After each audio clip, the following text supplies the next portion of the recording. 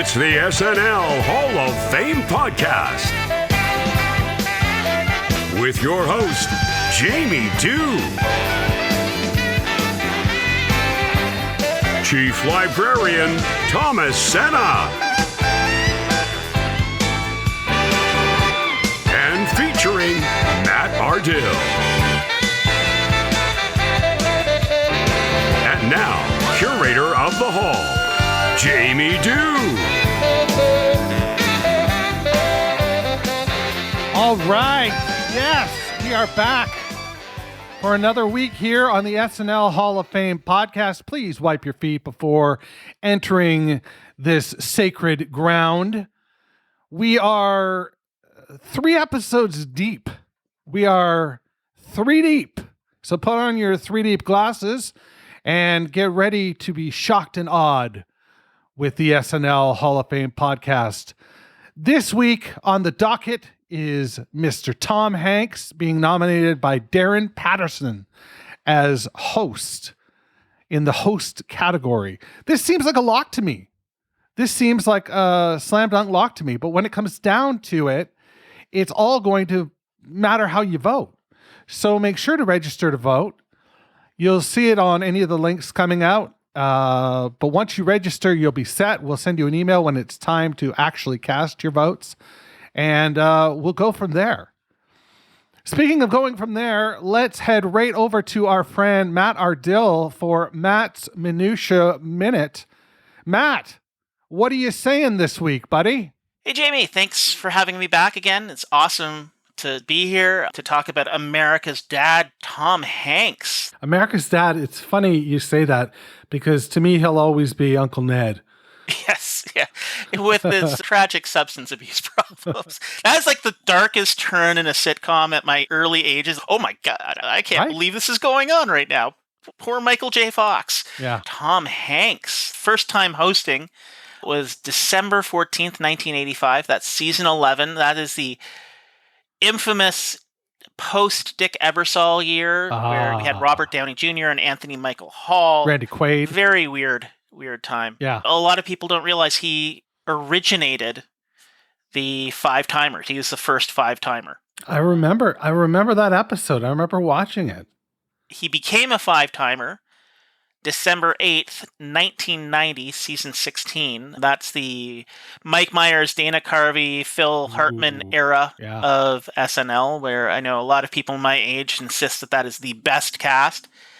I won't get into that argument. Everybody has their favorite cast. Maybe I'll be able to pull it out of you. Maybe. And I respect that cast. Again, it's a cast that's full of talent, and I love it. But everybody has their own. It's like Doctor Who. Everybody has their doctor. Everybody has their SNL cast. And, it's an interesting conversation.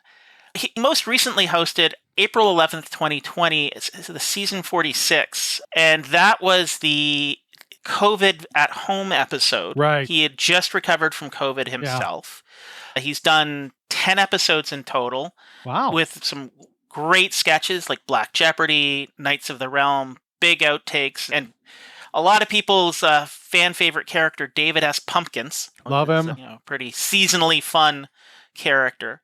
He's a really storied performer. Everybody knows his history. Like, one of the things that I love is his dedication to SNL. I mean, they had a Best of Tom Hanks DVD back in the 90s. Right. And when Paul Rudd was getting inducted into the 5-timers and the cast got COVID, he and Tina Fey stepped in to help save the episode and make sure that Paul at least had some semblance of ceremony to his induction. What a guy to have on your bench, right? I mean, he's just one of those people who fell in love with SNL and just never left, in a way. He's always there when they need him. Yeah, he sure is. And you're always here when we need you, Matt. So I want to thank you again for joining me for Matt's Minutia Minute. We'll see you next week. Looking forward to that. Now, the aforementioned conversation between Darin Patterson of the SNL Nerds podcast. You can find it on Twitter at SNL Nerds Show. Darin is one of the co-hosts of this show, and he sat down with our very own Thomas Senna to talk about My Uncle Ned and Your America's Dad, Mr. Tom Hanks. All right, let's do it.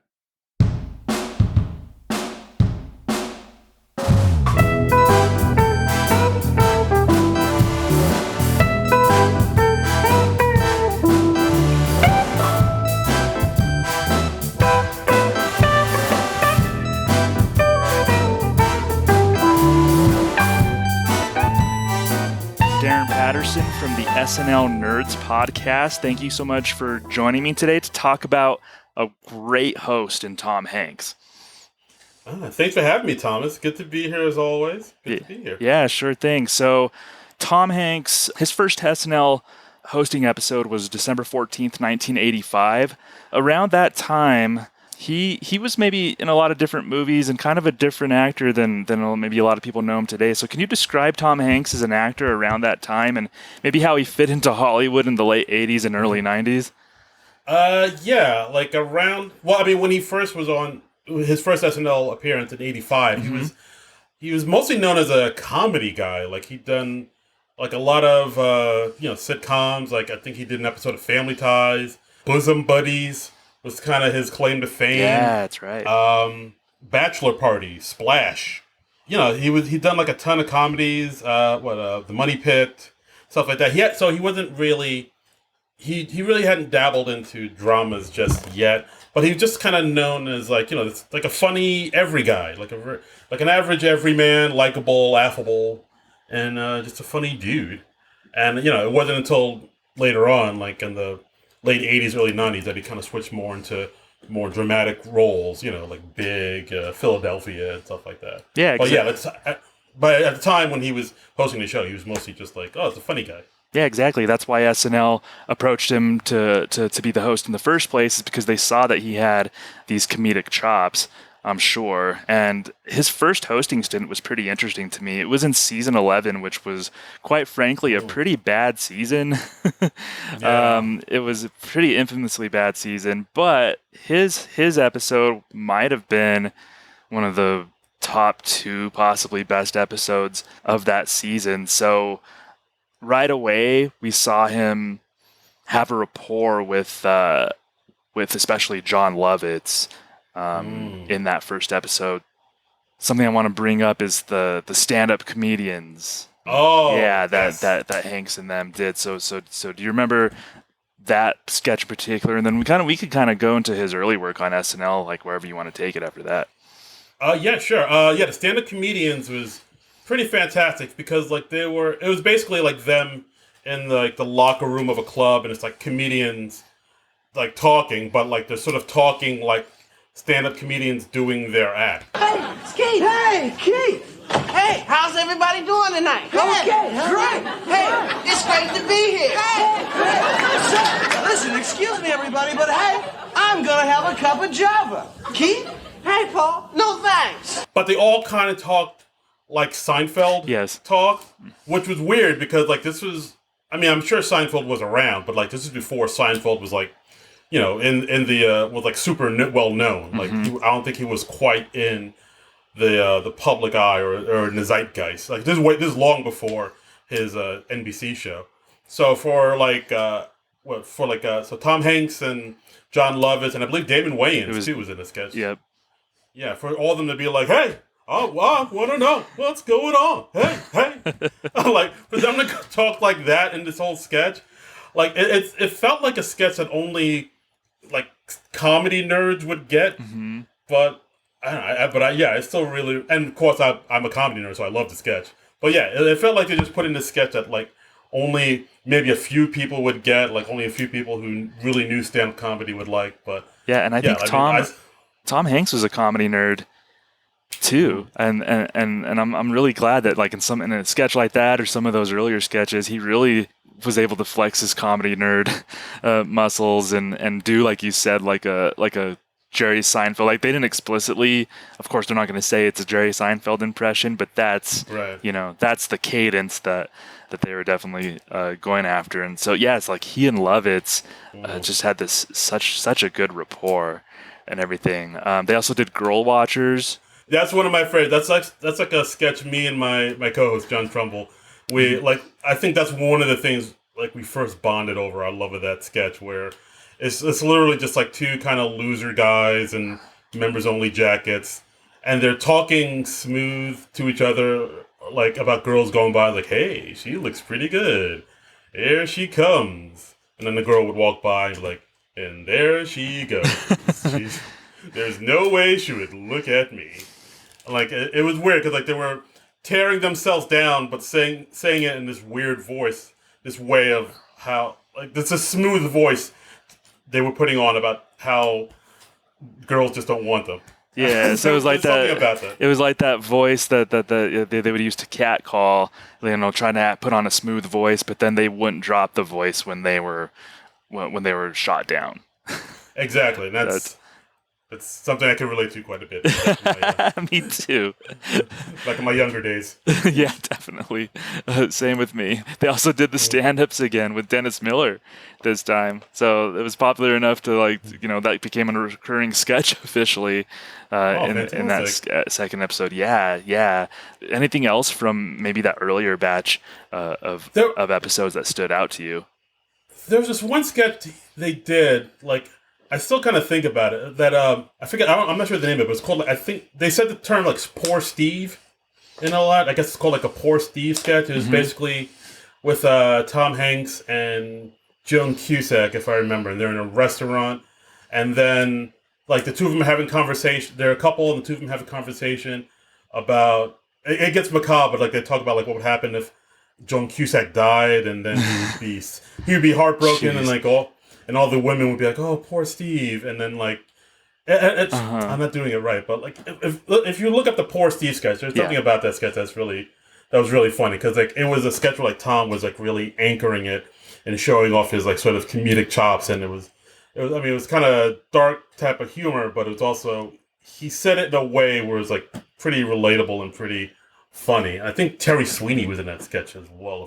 Yeah, so that would have been season 11 if Joan Cusack and Terry Sweeney and them were in that sketch for sure. So all of our listeners, definitely go look that up in Tom Hanks' first hosting gig. You had mentioned that he had, especially back then, this sort of nice guy persona. That's kind of what Tom Hanks was known for around the entertainment circles, and he actually had at least a couple of monologues kind of playing off that nice guy persona. I mean, what do you think of like maybe that type of self-awareness from somebody coming in to host? I mean, I really enjoy that when a host is, like you said, that's self-aware and they know what the audience and kind of knows what the world at large thinks about them and is okay with it and comfortable enough to play into it.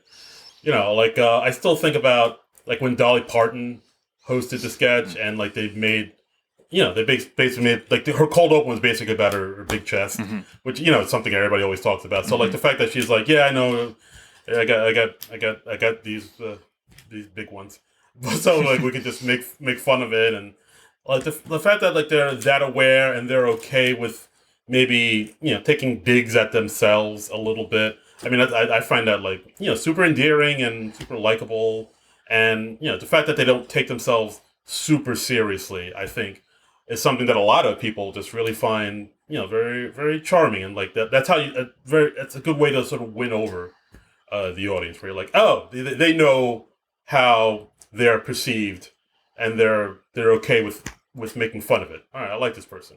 Yeah, definitely. And then oddly enough, he does something like that and he makes himself even like more likable, if that was even possible. Yeah, he did that. Like there's one where he played off his nice guy persona and he was like Mr. Congeniality behind the scenes. Yeah. One where he, they talked about the nice guy persona, but it's when Goodfellas had just kind of come out and he was actually subbing for Joe Pesci, I think, in that episode. Joe Pesci had to drop out. For some reason, so they did a take off of Goodfellas, which is honestly one of my favorite monologues of all time.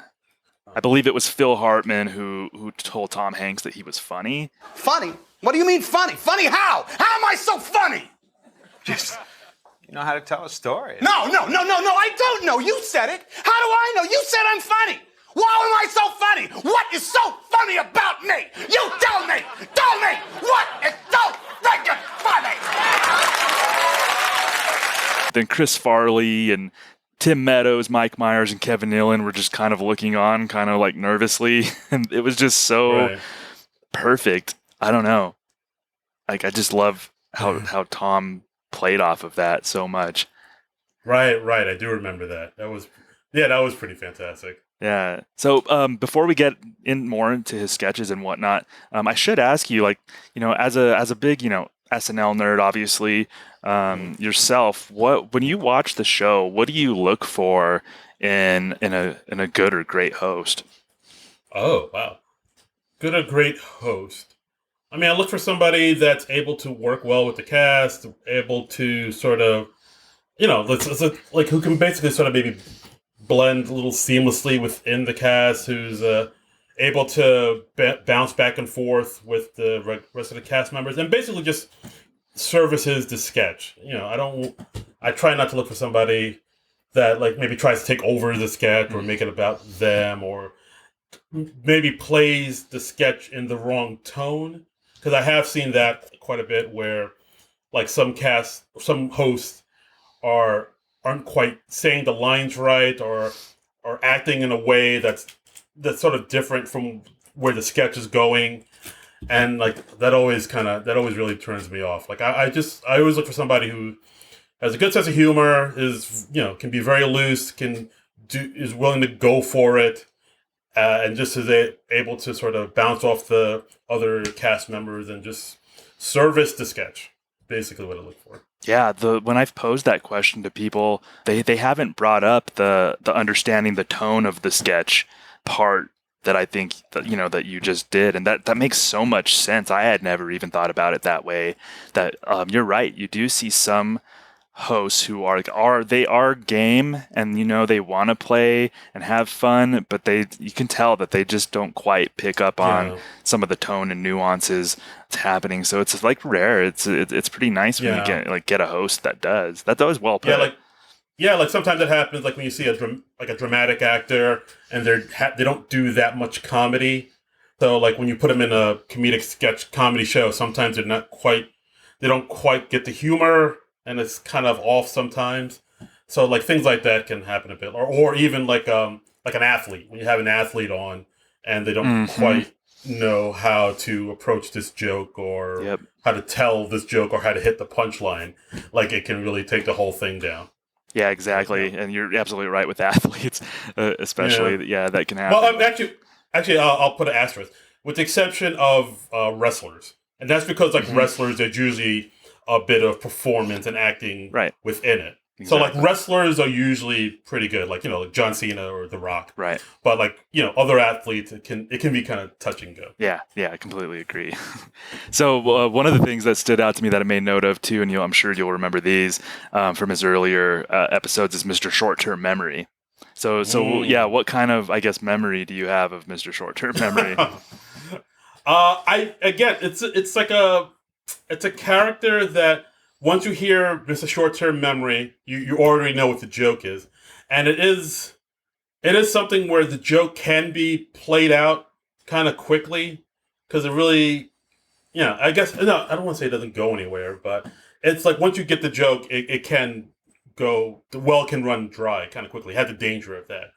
But again, with Tom Hanks, he plays it in a way where like it was still like really enjoyable. You see like where he's going, and you see like, all right, I know the joke is he only has a short-term memory, but he still makes it work, and it's still like really funny. Like I still think about that one where he was on the game show with Tony Randall. I think it was Password. Yeah. And how like, he would like how Tony Randall would get exacerbated of him saying the same word over and over again because he doesn't remember that he already said that word. I mean, it's fantastic. So that's definitely like one of my faves. Yeah, so there was also this character early on in his hosting stint called Mr. Short-Term Memory. So what kind of... I'm just kidding. I see what you did there. Jeez. I see what you did That there. actually, you know what? Recurring characters, I think, is something that makes a good host for me too. Like when they're comfortable enough to just come on and like kind of, and to me, it's not a crutch. It's like they're comfortable enough to have developed some sort of character that people enjoy. And so, like when Tom Hanks would come on, he might do Mr. Short-Term Memory. He might do the Girl Watchers, the stand-up comedian. So by his like third, fourth episodes, you started seeing these recurring characters. For a host, that's pretty impressive. Yeah, like I wonder, there was this one sketch he really did that I liked in his early days. I know they did it once. I don't know if they brought it back, but I feel like they really should have. But the Sabra Price is Right. Yes. With, did they do that more than once? They did. They had a Sabra Shopping Network sketch and then the Sabra Price is Right sketch. So they did that a couple of times. Okay, now, who can tell me the correct price for the clock radio? You. I'll guess $25. What you mean? What you mean $25? I don't know. Well, it's some clock radio. It's very good merchandise. Okay, well, so $35? Oh, $35, I don't believe this. All right, someone else. You. I don't know, $40? $40 for a clock radio. It doesn't seem like, what's it worth, really? Well, it's worth over $200. I sell it for less, you see. Okay, 75. Oh, this is an insult. Okay, you.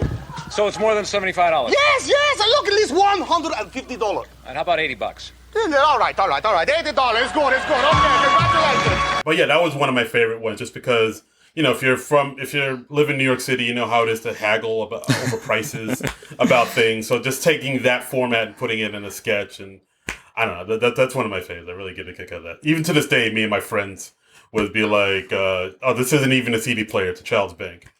Oh yeah, right. Like, look, you have to watch the sketch to get that. Yeah, exactly. Yeah, watch it. That's from May 9th, 1992. It's the Sabra Price is Right. That's the second installment of the Sabra recurring sketches that they did. But it's him and Robert Schmeigel. One of the kind of few things that I liked Rob Schneider in, I guess. Yeah. Well, he was in that. So those are great sketches. So December 8th, 1990 was his fifth time hosting, and that was actually a monumental sort of moment in SNL history. That was actually the first Five Timers Club sketch. Before that, the Five Timers Club, as we know it today, wasn't really a thing. So, I mean, how do you feel about the Five Timers Club in general, and do you remember that sketch? I do remember that. I mean, I love the Five Timer Club. I love that it's this thing that SNL kind of made into a real thing. Like, I feel like it's something that kind of started as a joke, whereas like the first person who hosted 5 times is like, oh, my first time doing this, don't I get like a award or a trophy or something? And they laughed it off, and then it slowly became a sketch, and now it's like this big illustrious thing. Like, I remember seeing the sketch and I really liking off the top. I mean, right off the rip, you see Conan O'Brien back when he was a writer on the show. Yeah, exactly. And they call him some other different name, like Sean or something like that. Like he wasn't even exactly. Conan. Yeah. Exactly. And then you see this awesome sketch with Paul Simon and Steve Martin. I believe Elliot Gould was in it as well. Elliot Gould like and this, Ralph Nader actually. He tried to come into the club, but they told him he couldn't because it was only for 5 timers, and Ralph Nader had only hosted once. Right, and I think like John Lovitz was in the sketch as a waiter at the 5 Timers Club. Yes. And he was like, he was kicking Nader out. And yeah, I remember it being fantastic.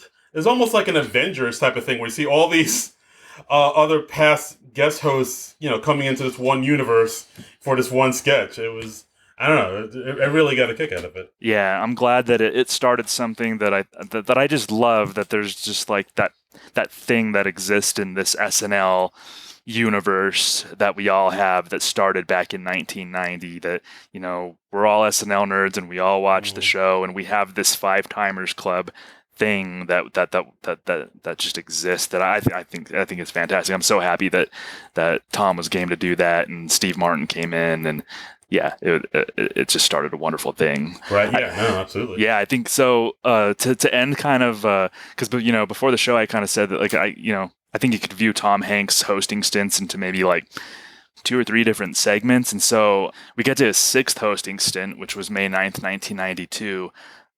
Before I get to the one sketch that I'm really, really excited to talk about, I want to play a game with you. All right. Let's do it. All right. 2 truths and a lie. Think you know how to play this. I do. All righty. So there's a really famous sketch, one of my all-time favorite sketches. It's the Mr. Belvedere fan club sketch. So this is about that one. So during the sketch, all the members of the Mr. Belvedere fan club come up with ideas for nicknames for Mr. Belvedere that the Mr. Belvedere fan club can, use to identify each other, like when they're out or whatever. So they're coming up with nicknames for Mr. Belvedere. They're brainstorming. Right. So I'm going to name 3 nicknames that they brainstormed, one of which is a lie. So spot the lie. Hit me. All right. They brainstormed the man who rides alone. Okay. They brainstormed Beacon of Bliss. All right. And they brainstormed El Jefe. Which one's the lie? I'm going to go with the man who rides alone. That is incorrect. Oh! Darin! Oh. Damn. You win nothing, which is, we believe, what you would have won anyway if you got it right.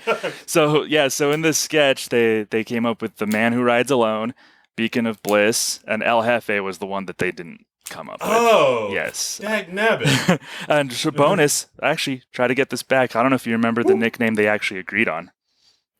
Oh, no. Shoot. No. They agreed on Brock Toon. For some reason, they're going to call him Brock Toon. Yeah, I never would have gotten that. Okay. So this is actually, to me, I'd have to, if I ranked this sort of thing, it might be one of my 5 favorite sketches of all time. Do you remember this sketch?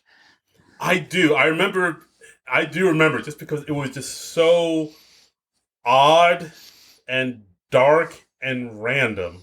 I mean, it's just like, why Mr. Belvedere, out of all people, these guys would like obsess over, and then like the way the people in the club would talk about, Mr. Belvedere, it was like almost like a dangerous obsession. Like they would, oh God, I think at one point didn't they say like Adam Sandler mentioned like he'd masturbate to pictures? Yeah, he would do that after each episode. So they were like doing exercises as for I should want to do something, but I shouldn't want to do something else. So there was these exercises that they would do to kind of like suppress the, like you said, just kind of like the almost homicidal thoughts that they would have about Mr. Belvedere. And what's funny too is they don't even use the actor's name. The club is the guy who plays Mr. Belvedere fan club.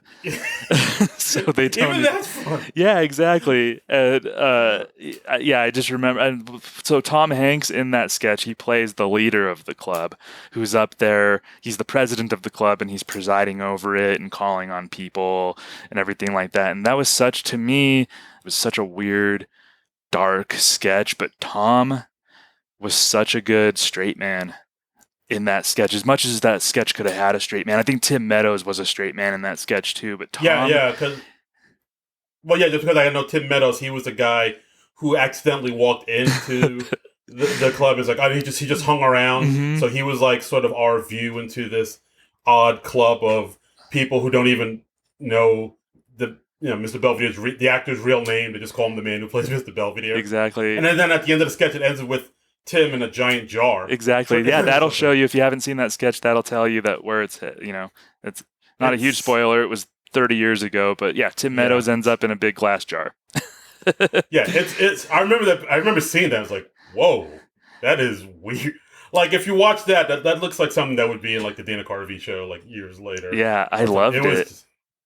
It's Tom Hanks was, he was part of that group. He was sort of the voice of reason with the other weird members of the group. So I just loved it. Like, it was just such a balance with Tom of like, we had to believe that he was crazy enough to have been part of this group and be the president, but also the voice of reason where, he wasn't like the others. So there was an example of Chris Farley's character said that he loved Mr. Belvedere and he wanted to be like him and get to know him. And then he said, and I'm just wondering, should we kill him? Well, I guess we can vote, but we shouldn't really have to, people. All right, all those in favor who want to kill Mr. Belvedere, say aye. Aye. All those who don't think he should be killed, say nay. Nay. The nays have it. He lives, but the vote shouldn't have been that close. So it's the thing, Tom's the voice of reason, but also, if he was really a voice of reason, he wouldn't even be president of this club in the first place or vote on somebody's life. So I think Tom uniquely, has those qualities to where he could straddle that line. Yeah. That's the thing. I think because... like we said earlier, he when he came up, he was the likable comedic guy. So, but I think as the time went on, he was okay with playing sort of darker, characters and darker sketches like this. But I think the fact that he was so likable and and lovable, people were okay with it. He wasn't seen as super dangerous or whatever. Yeah, exactly. In that same episode, he played a good straight man to Julia Sweeney in a sketch called "She Turned Into Her Mother." Yes. Which I implore everybody to check out, too. That was great. Very, very good showcase for Julia Sweeney as well. But Tom played a good straight man, but played off of her really well. Yeah. Julia Sweeney was pretty great. They were watching, a movie on TV, and, I guess there was a sex scene. It's why is there so much sex scenes in these shows? My goodness. Yeah. Exactly. And of course it does the whole early 90s SNL where it's a whole motif and an intro song or voiceover behind the sketch and everything that was kind of popular in those early 90s SNL bits. She turned into her mother. So between his 6th and 7th hosting gigs, I'm going to name the movies that were released just, because we're talking about Tom Hanks and this is just blows my mind. So between his 6th and 7th hosting gigs, he released A League of Their Own, Sleepless in Seattle, Philadelphia, a movie that a few people saw called Forrest Gump, Apollo 13, and Toy Story. Wow. What the hell? So he went from these great comedies, like you mentioned, Bachelor Party, The Money Pit, all of that, to all those movies that I mentioned. He won 2 Academy Awards for Forrest Gump in Philadelphia. So, he didn't host for 4 years while he was off making and releasing all of those movies. So, I mean, gosh, Yeah, he was off conquering Hollywood. He really was. He did. Conquer Hollywood, he did. So so he came back in 96 with the Will Ferrell, Sherry O'Terry cast when he was promoting That Thing You Do. Not a lot of, I don't know if you have anything noteworthy from this era, but I didn't really have a ton with kind of these two almost transition hosting gigs from Tom. Yeah, I didn't, and unfortunately, I didn't make too many notes about this. I know he has his eras, early, his time in the 80s, he had a lot of memorable stuff. Early 90s, he had a lot of memorable stuff. But yeah, I think late 90s, nothing too much that really comes to mind. He was in a lot of recurring sketches, like the Cheerleaders and Roxbury Guys and Mr. Peepers. So I guess he showed that he could play well with that cast and was willing to kind of be in their recurring sketches. But, as one of his, I guess, from a foreshadowing of a sketch coming up, they can't all be winners. There's 9 episodes and they can't all be winners, but they weren't bad. They weren't classic Tom Hanks. Right. So he hosted in 96 and then in 2006, his most recent hosting gig, which I don't know about you, but this is one of my favorites of this current era. It was from October 22nd, 2016. That's his most recent one. So I'm sure you saw the episode. What do you have to say about that one? Oh, are we talking about Mr. David S. Pumpkin? Yes, we are. Oh, okay. Ooh, that episode, absolutely. Didn't mean to put you on the spot, but that's absolutely what we're talking about, that episode. Yeah, that is, again, it's a character I didn't think would have legs or the longevity it did.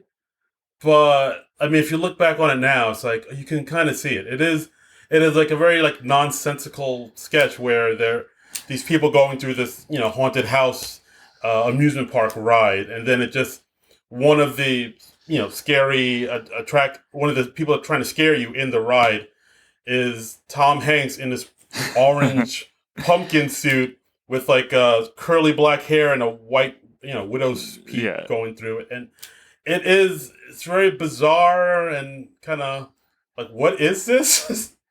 And like ridiculous and silly, but it does work. It kind of works in a weird way. I'm David Pumpkins. I know, but like, who are you? I'm David Pumpkins, man. Okay, yeah, and David Pumpkins is his own thing. And the skeletons are part of it. Yeah, it worked for me too. I remember my wife and I were watching the episode live, and I almost kind of felt like how Kate McKinnon and Beck Bennett did as the characters in that sketch. Is just like, what the hell was just on screen? Like, what was that? Who's David Pumpkins? He has a middle name now. He's David S. Pumpkins. What's going on? And yeah, just like the whole beats of that sketch were great. Apparently, Tom added the voice late in the process himself. Oh. He came up with like that. I'm David Pumpkins, like that.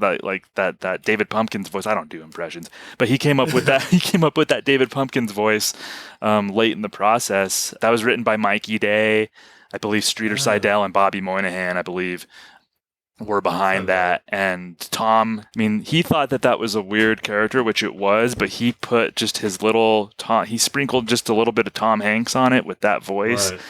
That put it over the top, and that's one of the characters that's totally lingered. I have a Funko Pop of David S. Pumpkins. like it's just something that stuck with me too. Yeah, like they only did that sketch once, right? They did. They did that sketch once. He appeared 1 year later when they were doing it was a music video. I believe Kenan Thompson was in it, and he was introducing guest rappers on the track.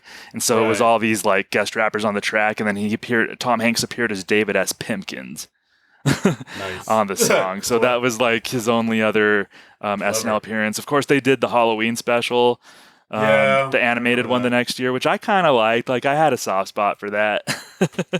Yeah, I mean, I didn't see it, but from what I'm saying, from what I've heard people say, the tone is kind of off because you don't know if they're going for an SNL adult type of cartoon or they're going for actual childlike, more innocent cartoon. It kind of falls in between those two worlds, from what I've heard. Yeah, definitely. So during that episode was a really classic version, Black Jeopardy. Oh, yeah. Let's talk about Black Jeopardy and that one in particular. Yeah, I mean that. I'm not being hyperbolic when I say that's probably one of the best sketches of. It was definitely one of the best sketches of that season. It's definitely up there in the upper echelons of maybe best of all time sketches. Mm-hmm. I might put it there just because it's the execution of it is brilliant. I really like sketches where they have a message and they're trying to tell you something, but they're not being preachy about it. They're not trying to beat you over the head with a message. There's the joke comes first, and then they're slipping in this message about it too. So then the message. What would you say? The message for this particular one was? I mean, I think when the sketch first opens, you see it's Black Jeopardy, and it's two black women as contestants. I think it's Leslie Jones and Shashir Zameda, and then there's the third contestant, Doug, played by who's Tom Hanks, who plays this MAGA dude, and you automatically think, all right, this sketch is gonna be a problem. This is gonna you expect the worst, but then it takes this weird turn where the questions that they asked Tom Hanks' character Doug, he says answers that everybody else, the black people, agree with, and so there is this thing where they're trying to say we have a lot more in common than you think, which is the turn I did not expect to come. I didn't see that little turn. I think one of the questions is what can skinny women do for you? And he says, not a damn thing for me. And then everybody was like, yes, yeah, that's right. Mm-hmm. Yeah, there was I think there was one question about cell phones, and then Doug was oh no, you can't put no chip in it. That's how they get you. That's how they get you. Yes, that is how they get you. That's right. Yes. Yeah. So it is interesting how they were able to find these sort of, because, we live in this like super divided world now, like we're more separated than ever, like as far as politics and everything like that go. So like you would expect the sketch to go that way, but then it goes this other way where it's like, no, there's actually stuff we all do agree on. And if there is things we all agree on, maybe there's other things we can agree on. So maybe we just need to like talk more and find the things that connect us, just so we're not divided and so this whole world isn't going up in flames or something. I mean, that's right. The message I got. I really took to that sketch. Like that was definitely the sketch of that night, the sketch of the season. That sketch was just a home run for me. No, it was amazing. And then they have a perfect button and release valve at the end where one of the categories is lives that matter. Yeah. And then it was like, well, that was fun while it lasted, Doug. Yeah. So I think it was a nice button. Like I said, maybe a little release valve on the sketch or whatever. But no, that totally, I mean, that's definitely one of my favorite sketches of this era, and might be actually one of my favorite all-time sketches. Like it hits the perfect beats just every time, and you just so perfectly explained it for sure. I don't know if there's anything else that we need to cover for this episode in particular before we kind of to land this thing. I don't think so. No, I mean we could talk about how, I mean, like in the more recent episodes, how he came back for that odd Christmas episode, the Paul Rudd one, where it was like literally just Tom Hanks, Tina Fey, Paul Rudd, Michael Che, and Keenan. That was interesting. That was a weird one. Yeah, and, I mean, it was in good hands, though. I mean, who better to bring back than Tom Hanks to kind of like, to me, his presence kind of made me feel at ease because it was a bizarre night. Watching that episode, I felt anxious, but I felt like, I don't know, just a lot of things. I was glad that they were doing it, but it's still, I had mixed emotions, and seeing Tom Hanks as a part of it just really, it helped kind of put me at ease a little bit as a viewer. Yeah, I think like in this stage of his life, like people know, as Tom Hanks, like, strong connection with SNL, and we all see him as a very warm, welcoming presence, like, almost fatherly presence. Like, I think that's why they had him open the first SNL at Homes back when we were all on lockdown, and he hosted that. Like, he has a good way of sort of putting us all at ease and making us feel like it's going to be all right. It's going to be okay, man. Like, just because, we've grown up with him. We've seen him on SNL since the 80s. So it's like from, decade through the decades, he's just kind of been there with us, just being sort of the paternal figure we need in our lives. So yeah, I don't know. I mean, Tom Hanks Hall of Famer. My God, what more? do you need? Exactly. And I mean, he's hosted 9 times. Spencer's the most recent one was 6 years ago. Do you really want him to host again, or do you think like going out on a classic episode with one of your all-time favorite sketches, is that like how you want Tom Hanks as an SNL host to end? Part of me kind of wants him to host for a 10th time, and then they'll have like, he could be like the first 10-timers club sketch or something like that. Like him, and then they would like have like, like the 10-timer club, the club that's better than the 5-timers club or something like that. But I mean, I'd be totally fine with him hosting one more time. Like, I mean, the dude's still funny. He's still quick. He still got it. He's Tom Hanks, man. He's Tom Hanks. Yeah. So you did a great job of making his case for the SNL Hall of Fame. Like, what would be just kind of like your summation of why Tom Hanks should be in the SNL Hall of Fame? I mean, the dude has been hosting the show for decades. He's reoccurring characters. He's brought in, like, the Girl Watchers, Mr. Short-Term Memory. Even like in most recent episodes, like like Black Jeopardy and the like he's just always been there. David S. Pumpkin. David S. Pumpkin is a sketch that aired once and is popular enough that Hollywood's Spirit Halloween was putting out costumes of it. Mm-hmm. Like that's unheard of. I mean, I don't know. I mean, he's Tom Hanks. Who doesn't love Tom Hanks? Like he's always like a great go-to guy. He's funny. I mean, we could mention that Sully sketch he was in really quickly, where I believe it was him and Alec Baldwin. Yeah, that was a home run. I mean, like the dude is a total professional. Totally brings it every time, and like he has like longevity too. I mean, It's Tom Hanks. That's my case. It's Tom Hanks. It's Tom Hanks. Case closed. Yes, well said. Well, Darin Patterson from the SNL Nerds podcast, thank you so much for joining me. Thanks for having me.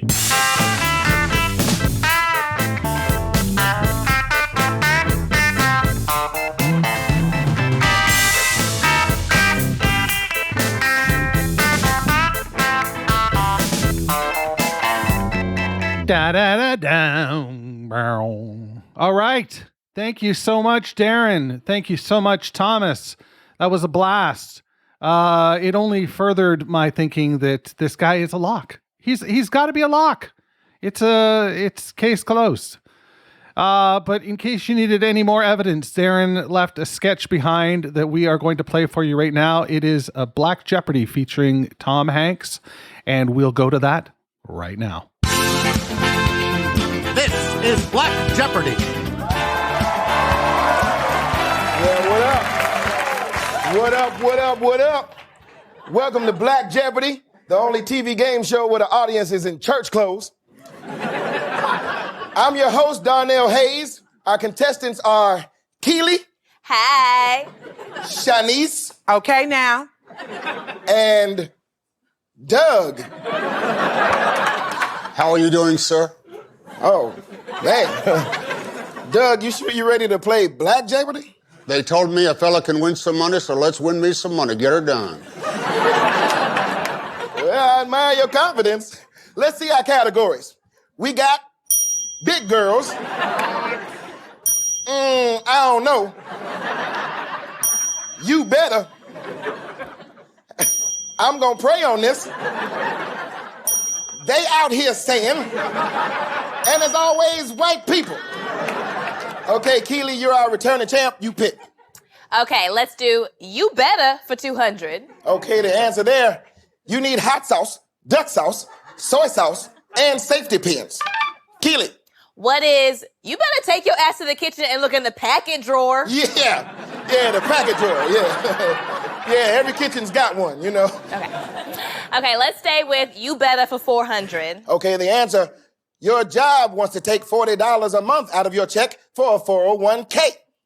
Shanice. What is You Better Give Me That Money so I can buy me some scratch-offs? Yeah, you damn right. You damn right. I mean, why do I need a retirement plan when I got Monopoly Millionaires Club? Heck, I play that every week. Yeah, well, that's good for you. Okay.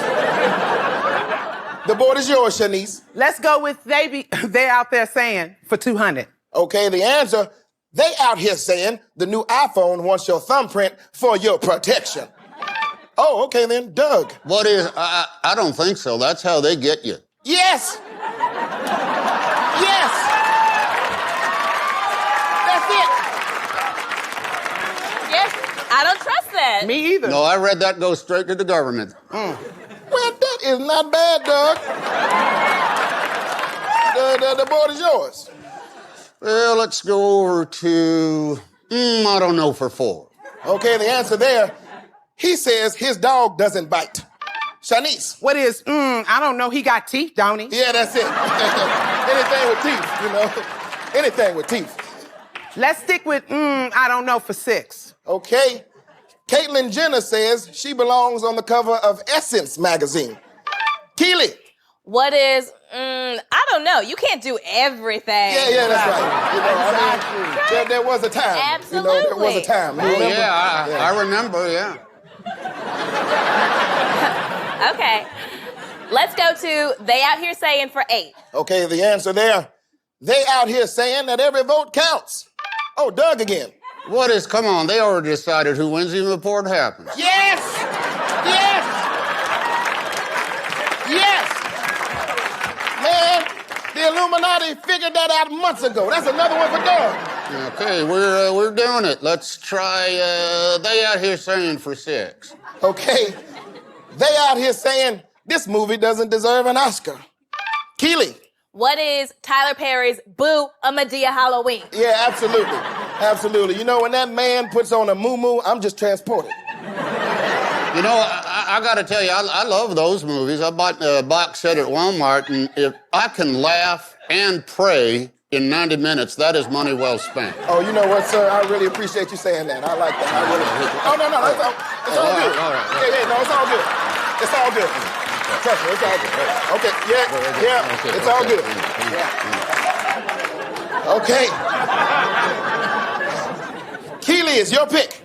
Let's go to You Better for 6. Okay, the answer. The mechanic says you owe $250 for new brake lines. Doug. Well, what is? You better go to that dude in my neighborhood who'll fix anything for $40. Well, you know Cecil? Yeah, my Cecil's name is Jimmy, and it fixed my refrigerator, my air conditioner, and my cat. Yeah, everybody's got a guy. Well, you all right, Doug. Let's just take a moment and hear about today's prizes. Johnny? Thanks, Darnell. Today's Black Jeopardy winner will receive the good chair. Granddaddy needs somewhere to sit. Give him the good chair. And car tape, the best tape for fixing your car. Car tape. It's duct tape. Back to you, Darnell. Well, Doug, I don't know what's going on, but the board is yours. Well, thank you so much, Darnell. You people are fun. Can I say that? Is that okay? Can I say that? We'll give you a pass this time. Okay, let's go to Big Girls for 200. Okay, the answer there, skinny women can do this for you. Doug. What is not a damn thing? Yeah, you damn right. You damn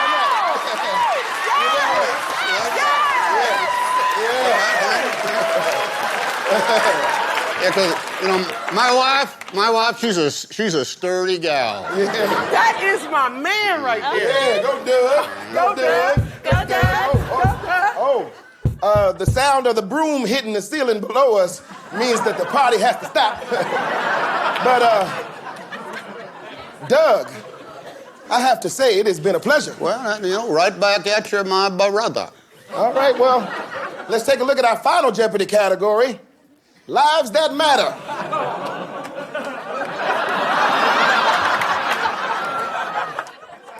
Well, it was good while it lasted, Doug. I got a lot to say about this. Yeah, I'm sure you do. When we come back, we'll play the national anthem and just see what the hell happens. We'll be right back.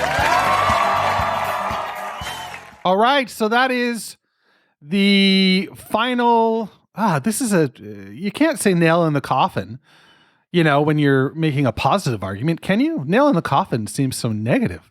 But I'm going to say that is the nail in the coffin that seals the deal, that seals the corpse of Tom Hanks inside, and he will live there in perfect embalmed perfection forever in the SNL Hall of Fame. We hope that you had a great time this week. Next week we'll be back with Elvis Costello. Elvis Costello being nominated for the SNL Hall of Fame. So join us for that.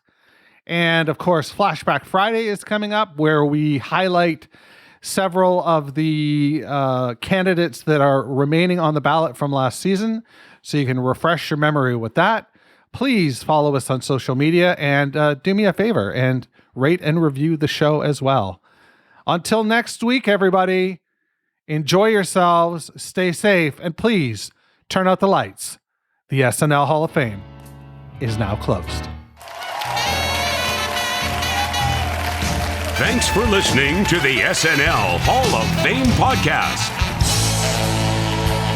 Make sure to rate, review, share, and subscribe to the show wherever you get your podcasts. Follow us on social media at SNL HOF. This is Doug Denant saying, see you next week.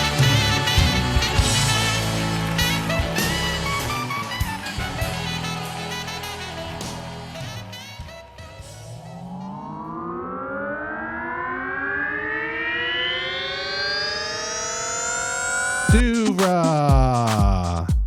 podcasts and such.